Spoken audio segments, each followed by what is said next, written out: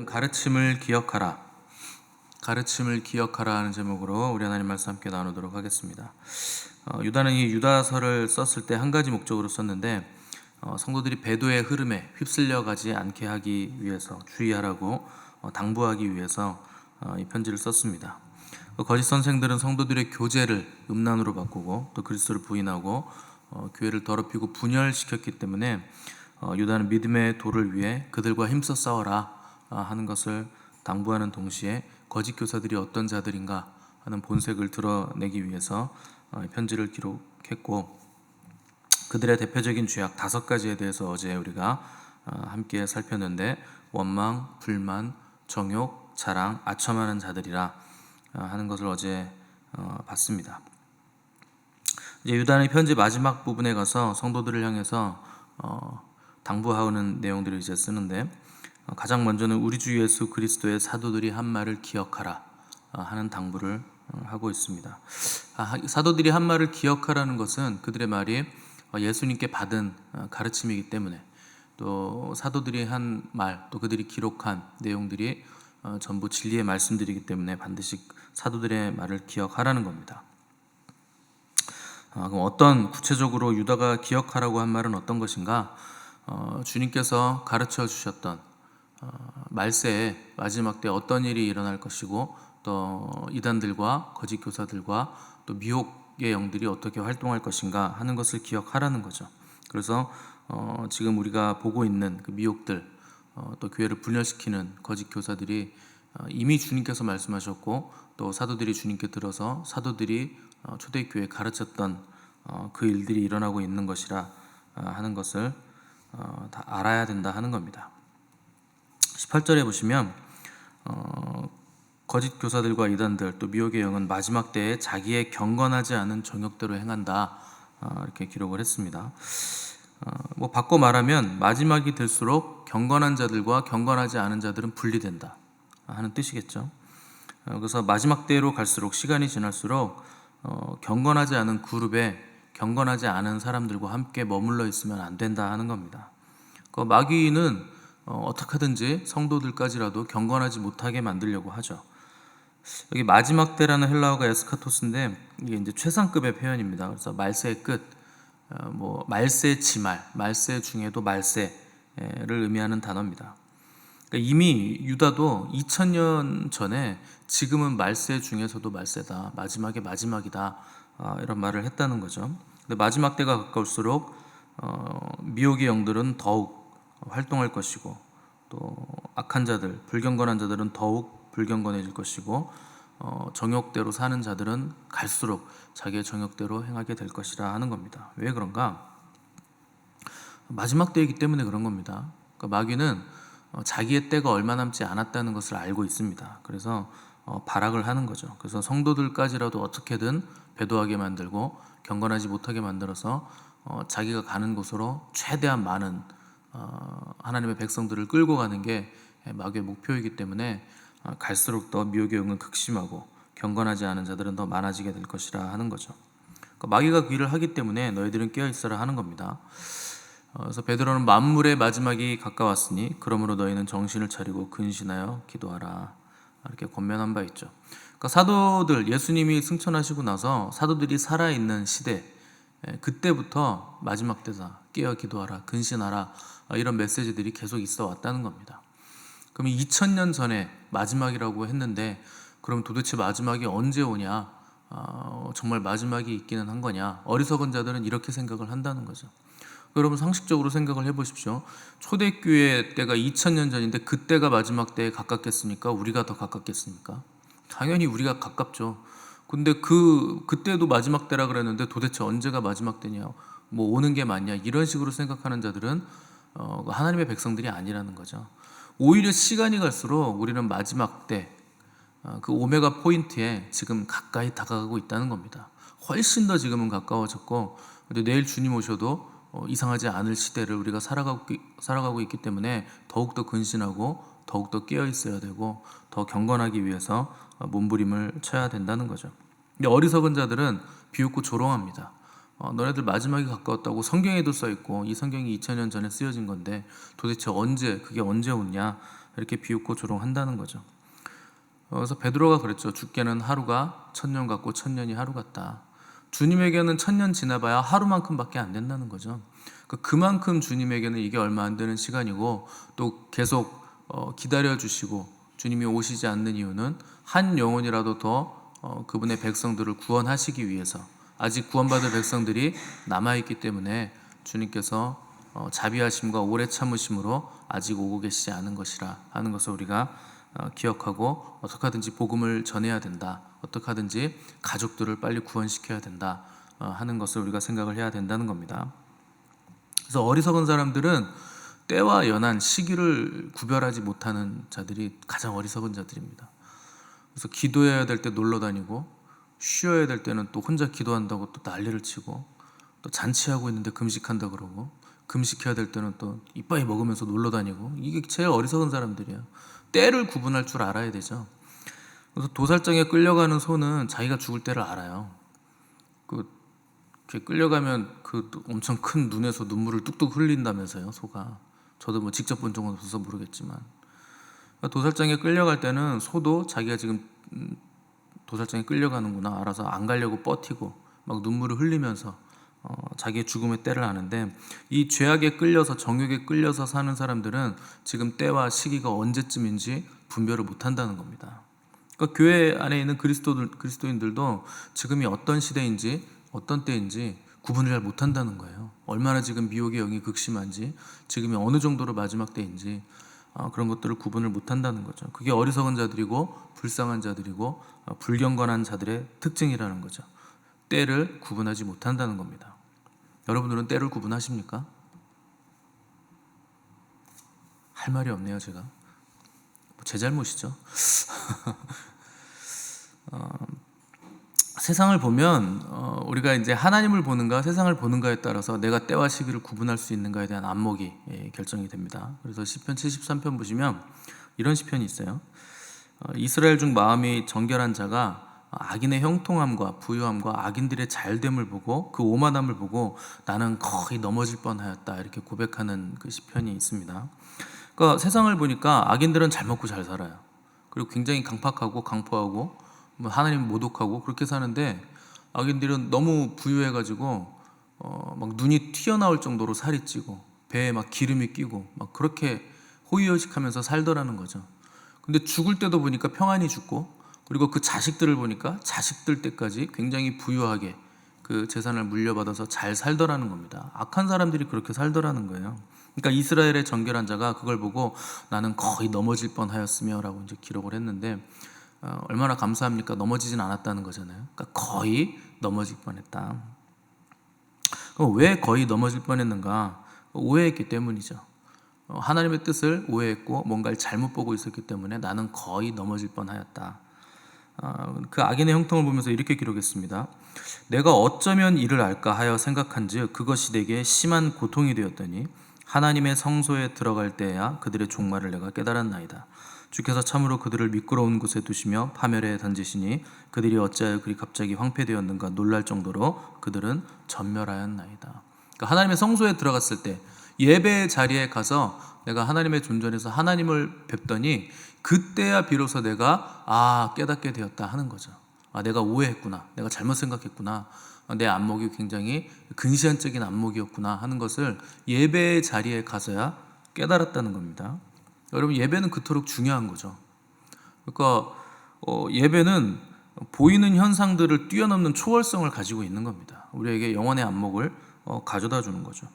어떤 이들은 나는 뭐 예배할 수 있는 자격이 없다거나 예배할 마음이 없어서 예배를 못 드린다거나 예배할 수 있는 환경이 안 돼서 예배를 못 드린다고 하는 사람들이 있는데, 예배는 그렇기 때문에 드리는 겁니다. 자격이 안 되고 환경이 안 되고 마음이 안 될 때, 예배는 그 모든 것들을 뛰어넘는 초월성을 가지고 있기 때문에 그런 상황에서도 예배를 드리면 그 모든 묶임들과 그 자유함이 없는 곳에서 우리에게 풀림을 주고 자유를 주는 것이 예배라는 거죠. 그러니까 예배할 수 없는 환경, 예배할 수 없는 마음, 예배할 수 없는 자격, 이런 것들은 다 마귀에게 속는 겁니다. 그런 것들이 예배를 못 드리게 하려는 다 마귀의 간계들이죠. 나는 예배할 자격이 없다, 그런 게 어디 있습니까? 어떤 죄도 예수님은 다 품어주시고 안아주시고 고백하고 회개하면 용서해 주시기 때문에 그럴수록 더 죄일수록 더 예배 가운데 나아가야 되고 환경이 어렵고 마음이 힘들수록 더 예배 자리에 가야 된다는 거죠. 이스라엘의 정결한 자는 예배 자리에 가서야 내가 오해했다, 잘못 봤다 하는 것을 깨닫게 됐죠. 왜 뭘 잘못 봤을까요? 그가 집중해서 본 게 뭡니까? 악인의 형통을 본 거죠. 악인의 잘됨, 악인의 형통, 악인의 부유함 그런 것들만 본 건데 그런 것들에 집중해서 보면 화가 나죠. 여러분들도 여러분들이 일상을 살아가실 때 저 사람은 하나님도 안 믿고 굉장히 악하고 말도 너무나 강팍하게 하는데 행동거지도 너무나 악한데 저 사람은 어떻게 저렇게 계속 부유함이 점점 늘어나고 증가하고 자손들까지 저렇게 대대로 잘 살까? 뭐 이런 생각을 하실 때가 있을지 모르겠지만 종종 있습니다. 저도 사업할 때 보면 클라이언트들을 만나잖아요. 그 비즈니스를 하다 보면 돈 많은 사람들 많이 만납니다. 뭐 돈이 웬만히 많은 사람도 있지만 진짜 많은 사람들 많아요. 그죠?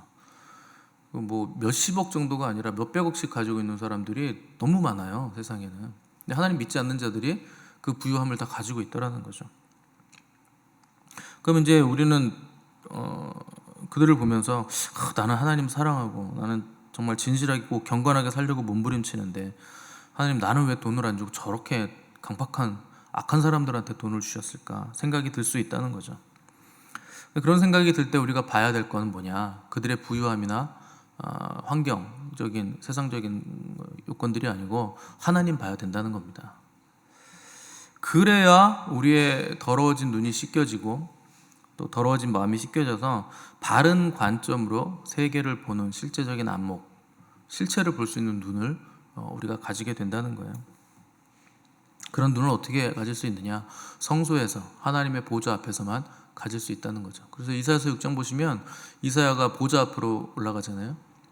갔는데 실체를 보는 안목이 딱 띄어지죠. 그래서 가장 먼저 터진 말이 뭡니까? 화로다 나여 망하게 되었도다. 다른 사람 볼 거 없다는 거예요. 내가 망하게 됐다는 겁니다. 내가 하나님 앞에 딱 가서 보니까 가장 먼저 뭐가 걸립니까? 내 주둥이가 걸리죠. 나는 입술이 거룩하지 않은 백성들 가운데 거하면서 거룩하신 하나님을 배웠다. 이거 절망하는 겁니다. 다른 사람들 볼 거 없어요. 하나님을 보면 그 다음에 이제 내가 보이고 그러다 보면 나도 망하게 될 사람이구나. 원래 나도 망해야 되는 사람이구나. 뭐 이런 실체들이 보인다는 거죠. 그래서 천사가 와서 입술을 지져버리잖아요. 숯불로. 그게 실체를 보게 됐다는 겁니다. 깨닫게 됐다는 거죠. 그래서 마치 안경을 닦듯이 예배 가운데 우리의 마음이 닦이고 우리의 눈이 닦이고 그런 일들이 일어나는 건 성소에 예배의 장소에 들어갈 때라야 가능하게 되는 것이다. 그때 비로소 하나님이 세상을 어떻게 통치해 나가시는가, 어떻게 공의롭고 정의롭게 이것을 하나님께서 이루어 나가시는가 하는 것을 보게 된다는 거죠. 저 사람들이 아무리 저렇게 떵떵거리고 살아도 정말 미끄러운 산 꼭대기에서 정말 벼랑 바로 앞에서 지금 서 있구나, 저러다 금방 미끄러져서 떨어지겠구나 하는 걸 볼 수 있다는 거죠. 비슷한 시편이 또 37편입니다. 거긴 이렇게 써 있어요. 내가 어려서부터 늙기까지 의인이 버림을 당하거나 그 자손이 걸식함을 보지 못하였다. 의인들의 자손이 거지되는 거 내가 못 봤다는 거예요. 당연하죠. 의인들은 누가 먹이십니까? 하나님이 먹이시고 입히시니까 그 사람들이 빌어먹는 거 내가 보지 못했다. 결국 그렇게 하나님이 돌보시고 먹이시고 입히시는 자들은 그 돌보심과 입히심과 먹이심이 어디까지 이어지겠습니까? 영원까지 이어진다는 것이고, 또 자기의 힘으로 자기가 떵떵거리면서 부를 축적해서 사는 사람들은 자기 힘으로 먹고 사는 그 삶이 어디까지 이어집니까? 영원까지. 그래서 하나님 없는 곳에 결국 그들은 가게 된다. 그 얘기를 하는 거죠. 예배란 이런 겁니다. 그래서 옥에 갇히고 착고에 묶여도 바울과 실라가 찬송하고 예배했을 때 옥토가 흔들리고 묶여있는 게 풀려졌다는 거죠. 예배가 우리의 모든 묶임들을 풀어주고 이 세상을 보는 영적인 안목과 실체를 보는 눈을 허락해 주는 겁니다. 거짓 교사들 마지막 때 또 그 미혹의 영들 강하게 역사하는데 우리가 하나님을 바라볼 때 그런 것들을 분별할 수 있게 된다는 거예요. 실체를 볼 수 있다는 거지, 영적인 실체를. 그러니까 영분별이라는 건 별거 없어요. 내가 하나님께 가까이 다가가면 다가갈수록 하나님을 더 알게 돼 있고, 내가 영분별을 하기 위해서 내가 미혹의 영들을 파헤쳐 봐야 되겠다 해가지고 어둠을 막 연구하고, 뭐 적그리스도의 세력이 어떻고, 뭐 사탄의 세력들이 지금 뭐 정치적으로 무슨 일을 하고 있고, 이런 것들을 계속 집중해서 보고 연구한다고 해서 여러분 미혹의 영이 분별되는 거 아닙니다. 그러면 점점 더 미혹에 빠져요. 여러분들이 죄를 안 짓기 위해서 죄를 연구하면 죄를 안 짓게 되겠습니까? 그 바보 같은 짓이죠. 어둠에 들어가지 않으려고 어둠 속으로 들어가서 어둠을 연구하는 그런 바보 같은 사람이 어디 있어요? 수렁에 빠져들어가는 사람을 건져내기 위해서 수렁에 들어가겠습니까? 같이 빠지는데 어떻게 건져냅니까? 바깥에 있어야 건져내죠. 그러니까 죄를 안 짓기 위해서는, 어둠에 들어가지 않기 위해서는 빛 가운데로 들어가면 되는 것이고, 미혹에 빠지지 않기 위해서, 어둠의 영에 잡히지 않기 위해서 내가 하나님의 영과 가까우면 그냥 분별이 되는 거예요. 그래서 내가 누구랑 친하면 그 사람 아무리 누가 욕해도 그 사람 그런 사람 아니라고 얘기해 줄 수 있죠. 그 부부간에 너무 잘 아는데 누가 내 부인이나 내 남편을 오해한다 그러면, 그런 게 아니고 그렇게 얘기할 땐 그래서 그런 걸 거예요, 제가 아는데 그렇습니다, 이렇게 얘기해 줄 수 있는 이유가 뭡니까? 내가 잘 안다는 거죠. 하나님을 잘 알면 미혹의 영이 분별이 되고 그 영분별이 자동되게 돼 있습니다. 여러분들 항상 어둠 쪽으로 가지 마시고 빛으로 붙으셔야 돼요. 그래서 뭘 연구할 때도 어둠을 계속 연구하는 사람들은요, 계속 그 미혹의 영에 빠지게 돼 있습니다. 영은 그런 거예요. 내가 가까이 생각하고 공부하고 가까이 보는 거, 거기에 빠져들게 돼 있고 결국 거기에 물들게 돼 있어요. 생각이 영혼을 물들입니다. 내가 많이 생각하는 거, 그게 내 영혼을 물들이게 돼 있어요. 18절 보시면 거짓 교사들이 경건한 성도들을 조롱하는 자들이다. 조롱한다는 거 비웃고 오롱하고 놀린다는 거죠. 이 출발이 뭐냐? 교만함입니다. 자기는 안다는 거예요. 그럴 리가 없다는 거죠. 내가 다 알고 있다는 그 교만함이 다른 사람들을 비웃고 조롱하고 이렇게 자기는 조금 높은 곳에서 한번 접어서 보는 거죠. 사람들을 우습게 보는 거죠. 이런 말이 있어요. 비웃고 조롱하는 죄의 뒤에는 사탄이 있다. 그 사탄이 하는 일이라는 거예요. 비웃고 조롱한다, 깔본다, 내가 뭔가를 알고 있다, 영적으로 내가 더 높은 곳에 있다, 이러면서 교만하고 업신여기는 거죠. 그게 사탄의 방법입니다. 잠언 17장 5절 보시면 가난한 자를 조롱하는 자는 그를 지으신 주를 멸시하는 자라. 조롱하는 것 자체가 이게 하나님을 멸시하는 거라는 뜻이죠. 왜냐하면 조롱당하는 그 사람, 하나님의 형상으로 지으심 받은 사람이기 때문에 그 사람을 조롱한다, 멸시한다, 우습게 본다, 그를 지으신 하나님을 조롱하고 멸시하고 우습게 본다는 거죠. 그래서 하나님은 겸손한 자를 사랑하시고 교만한 자를 대적하신다, 그랬습니다. 이거는 신자 비신자 다 공이 보편적으로 똑같아요. 교만한 자는 하나님 대적하십니다. 그 교만이 가장 큰 죄예요. 왜냐하면 이건 사탄의 죄이기 때문에 그렇습니다. 사탄이 교만해져서 하나님 자리 찬탈하려고 한 거거든요. 그래서 교만이 왜 그게 죄질이 나쁘고 하나님이 절대 용서를 안 하시냐면 그게 사탄의 죄이기 때문에, 자기 자리를 벗어나는 것이기 때문에 그게 하나님이 대적하는 죄라는 거죠. 그러니까 사람이 사람을 멸시하고 우습게 본다, 자기의 자리를 넘어선 겁니다. 사람이 할 수 있는 그 역량을 넘어선 거라는 것이죠. 그 심각한 영적 교만에 빠진 징후가 뭔가, 다른 공동체에 있는 사람들이나 어떤 사람들이요, 뭐 가족들이 존귀하게 보이지 않는 거예요. 그러면 심각한 영적 교만에 빠진 그 증거입니다.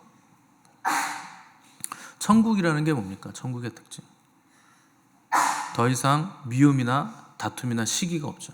교만함이 없죠. 정죄가 없죠. 한 사람 한 사람이 다 하나님의 백성으로서 존귀하고 아름다운 곳이 천국이죠.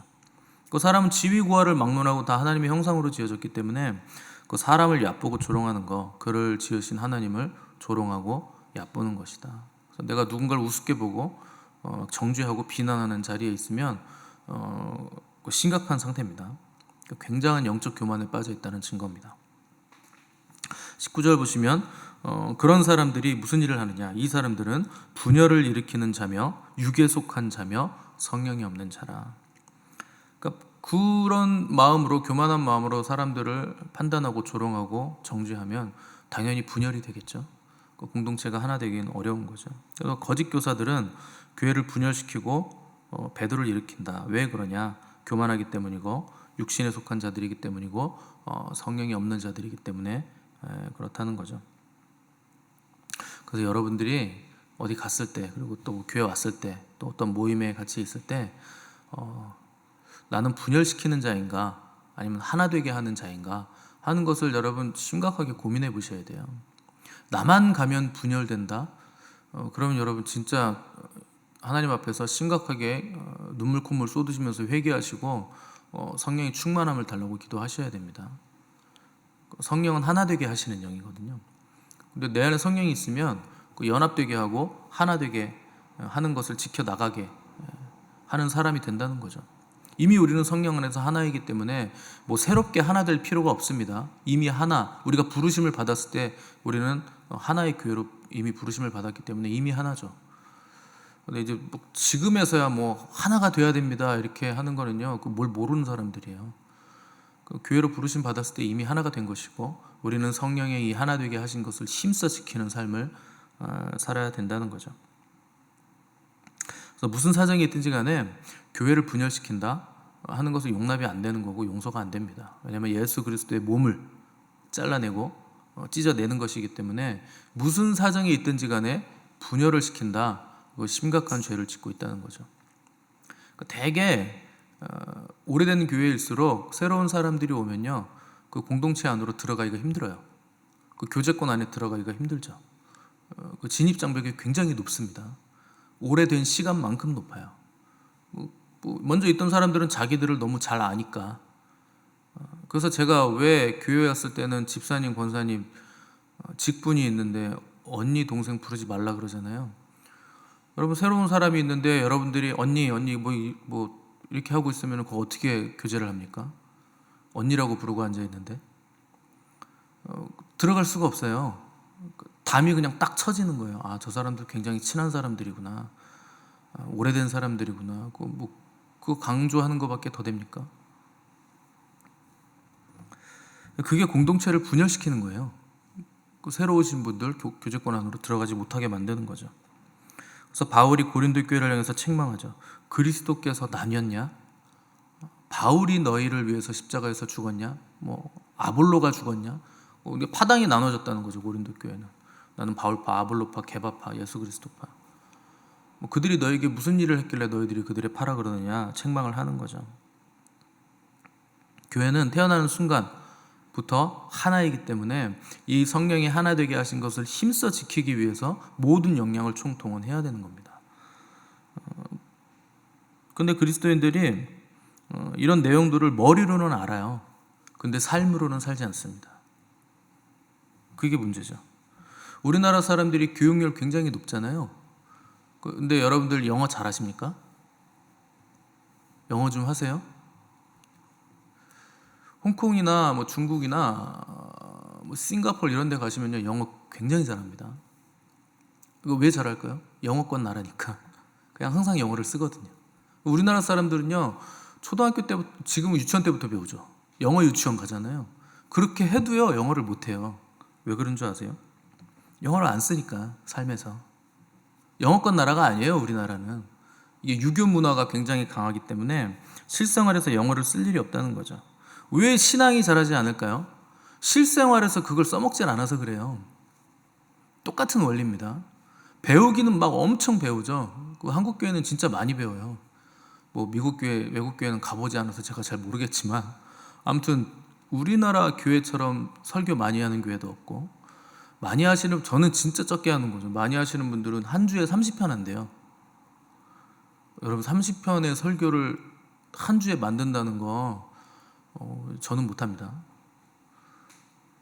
저는 새벽 예배 설교하고 주일 예배 설교하고 양육 준비하는 것도 빡빡해요. 시간이 하루 종일 붙들고 있어도 빡빡해요. 근데 30편을 한대요. 초인적인 거죠.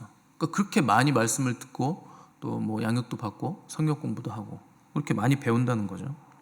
그런데요, 영어를 배우긴 배우는데 영어권이 아니다 보니까 실생활에서 써먹질 않으니까 한마디도 못하는 거예요, 외국 사람이 오면. 근데 우리나라가 신앙생활을 그렇게 한다는 거죠. 배우기는 많이 배우고 듣기는 많이 듣고 읽기도 많이 읽고 공부도 많이 하는데 실생활에서 그걸 써먹지는 않는 거예요. 머리로만 아는 거죠. 신앙과 삶을 연결할 줄 모르는 거예요. 그게 유교입니다. 유교는 뭡니까? 겉으로 보이는 거, 허례허식, 형식, 뭐 이런 거에 그냥 묶여 있는 거죠. 인간적인 어떤 정, 이런 거에 묶이고. 명분만 논하느라고 우리는 하나님이 주신 구체적인 삶의 현장을 채우는 실력이 없다라는 거예요. 한 번도 그렇게 살아본 적이 없으니까. 맨날 척만 하는 거죠. 말로 하면요, 다 이겨요. 배운 게 많아가지고. 거의 성도들이 얼마나 똑똑한지 목사랑 싸워도 이길걸요. 예수님이 와서 해도 질걸요. 아, 그래 너 잘났다. 예수님도 그러고 포기할 거예요. 아는 거 많아서 좋겠다. 밥이나 많이 먹어라 그럴 거예요. 우리는요, 명분만 논하고 말로 싸우는 건 다 이기고 상대가 뭐 좀 한다 그러면 그거 이단 아니야 뭐 이러고 지적하고 흠잡는 데는 선수들인데, 실제 자기가 치열하게 삶에서 살아나고 실패하고 넘어지면서 깨지면서 성령님의 도우심을 구하고 말씀을 붙드는 그 삶을 채워가는 능력은 현저하게 떨어집니다. 그러니까 실력이 안 되는 거죠. 자라나질 않는 거죠. 그래서 삶의 자리에서는 아무것도 안 한다는 거죠. 그러니까 넋놓고 있는 거예요. 목사가 뭐 해줍니까? 안 해줘요. 여러분들이 하셔야지. 그래서 실력을 가지셔야 되는데 뭐 똑똑해지라거나 뭐 어떤 능력을 가지라는 게 아니고 말씀을 붙들라는 겁니다. 내 생각을 붙드는 게 아니고 내 능력 의지하는 게 아니고 성령님의 능력을 의지하고 그분이 주신 말씀, 사도들이 우리에게 전해준 기록된 이 말씀, 이것을 기억하라는 거죠. 그리스도 예수의 사람들은 육체와 함께 정욕과 탐심을 십자가에 못 박은 사람들이라 바울은 이렇게 선포를 했습니다. 그래서 이제는 내가 사는 것이 아니요 내 안에 그리스도께서 사신 것이라. 이게 무슨 육체 욕망이 없어졌다, 내 자아가 사라졌다 이런 뜻이 아니에요. 성령과 말씀에 나를 굴복시키는 삶을 살아간다. 자꾸 살아나죠. 자아는 살아나고 옛사람도 다시 살아나고. 그럼에도 불구하고 말씀과 성령을 붙들고 나를 보거나 세상을 보는 게 아니라 하나님을 바라본다는 거죠. 그 예배의 자리에서 하나님을 바라보면서 다시 한번 또 말씀과 성령에 육체를 굴복시키는 삶을 살아가려고 몸부림을 치는 겁니다. 그게 십자가에 정욕과 탐심을 못 박은 사람들의 삶이죠. 그래서 내가 다 이해하고 내가 다 해석하고 그렇게 살아가는 게 아니고 성령의 감동과 말씀의 이끄심대로 살아가는 겁니다. 둘 중에 하나예요. 육체에게 끌리든지 말씀에 끌리든지 성령에 끌리든지. 중간은 없습니다. 물론 왔다 갔다는 할 수 있겠죠. 아무튼 둘 중에 하나입니다. 중간은 없어요. 육체에 끌린다는 거, 마귀에게 끌린다는 거죠. 마치 내 생각에 끌리는 것 같고 뭐 내가 살아가는 것 같지만 결국 그건 마귀에게 끌려가는 겁니다. 성령과 육체는 서로 대적합니다. 동시에 다 잡을 수는 없어요. 둘 중에 하나입니다. 그래서 나를 이기고 세상을 이기는 비결, 사도들이 뜨거운 심령으로 우리에게 전해준 그 주님의 말씀과 우리 안에 계신 성령님의 능력, 그것으로만 가능한 겁니다. 그래서 성령님이 조명해 주시는 말씀에 순종할 때 육체의 욕망, 또 이성, 자기의, 교만한 마음, 또 물질과 명예의 유혹들을 이길 수 있다 하는 것을 기억하시고 말씀을 붙드시고 또 말씀으로 살고 말씀으로 성령의 충만함으로 승리하는 저와 여러분 되시기를 바랍니다. 함께 기도하겠습니다.